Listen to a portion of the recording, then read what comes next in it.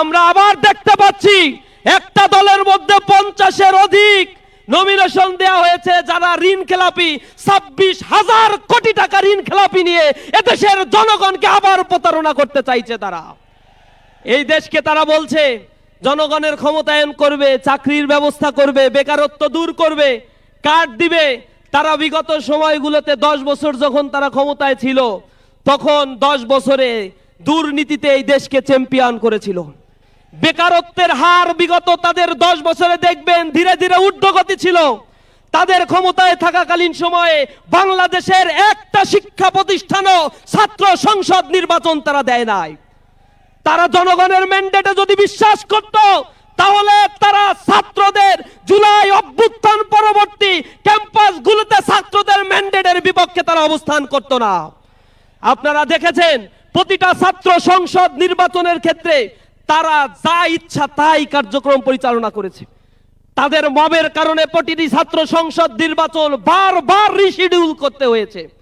তাদের অযৌক্তিক দাবির পরিপ্রেক্ষিতে জাহাঙ্গীরনগর বিশ্ববিদ্যালয়ে হাতে ঘুরে সেখানে রেজাল্ট দিতে গিয়ে 3 দিন পর্যন্ত রেজাল্ট দিতে তারা গরিবসি করেছে। সর্বশেষ হারার ভয়ে খেলতে না নেমে তারা যে কাজটা করেছে, জাতীয় নির্বাচন কমিশনের সামনে গিয়ে তারা 2 দিন অবরোধ করে রাখছে। তারা নির্বাচনের প্রচারণা করে না, তারা নির্বাচন কমিশন অবরোধ করছে। অবরোধে যখন কাজ হচ্ছে না তখন তারা ছাত্রদের তাদের দলের কিছু নেতাকর্মীকে নিয়ে এসে হাইকোর্টে রিট করেছে। সর্বশেষ কোর্টকে ব্যবহার করে শাহজালাল বিজ্ঞান প্রযুক্তি বিশ্ববিদ্যালয়ের নির্বাচন তারা স্থগিত করেছে। করার পরে তারা করো জোরে হাতে তালি দিয়ে তা সেলিব্রেশন করেছে। তার মানে কি পরিমাণে অন্তরে ভয়, দুরু অবস্থা তাদের। তারা ভীত বিহ্বল হয়ে পড়েছে। আগামীর বাংলাদেশে জনগণ যে জেগে উঠেছে আর চাঁদাবাজদের পছন্দ করে না। কাঠ খেলে যে ব্যবসা তারা চালু করতে চায় সেই ব্যবসার রাজনীতি বাংলাদেশে আর চলবে না। এই ব্যবসা 2022 সালে আওয়ামী লীগ খেলছে। 1 কোটি কার্ড দিয়ে 32 লক্ষ কার্ড ছিল অকেজো। 68 লক্ষ কার্ড দিয়েছে তাদের নিজস্ব চ্যানেলে।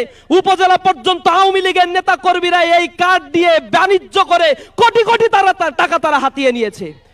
ব্যবসা বাণিজ্য করে ফুলে ফেঁপে অনেক বড় হয়ে গিয়েছিল তারা। এটা নিকট অতীতের ইতিহাস, জনগণ এগুলো মনে রাখছে।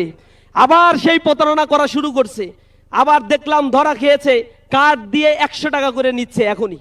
তো এখনই যদি 100 টাকা নেয়, পরবর্তীতে এই কার্ড নিয়ে কি পরিমাণে চাঁদাবাজি করবে এই 1.5 বছরের জনগণ তা বোঝে নাই।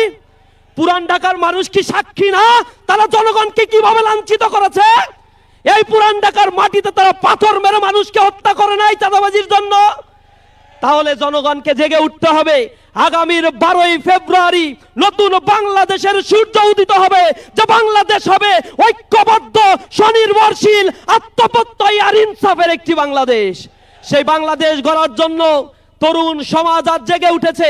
তাদের ভোটের অধিকার 17 বছর ধরে কেড়ে নেওয়া হয়েছিল। সুতরাং তারা আবার যদি ভোটের অধিকার থেকে বঞ্চিত হয়, এবার আবার কথা বলবে। তরুণ সমাজ আবার জেগে উঠবে, প্রয়োজনে রক্ত দিয়ে আবার বিপ্লবের ডাক দিবে ইনশাআল্লাহ। সকলকে নিজেদের অধিকার বুঝে নেওয়ার জন্য, ভোটাধিকার, মানবিক মূল্যবোধের অধিকারগুলো বুঝে নেওয়ার জন্য রাজপথে থাকার উদাত্ত আহ্বান জানিয়ে আমার কথা শেষ করছি। আসসালামু আলাইকুম ওয়া রাহমাতুল্লাহি ওয়া বারাকাতুহু।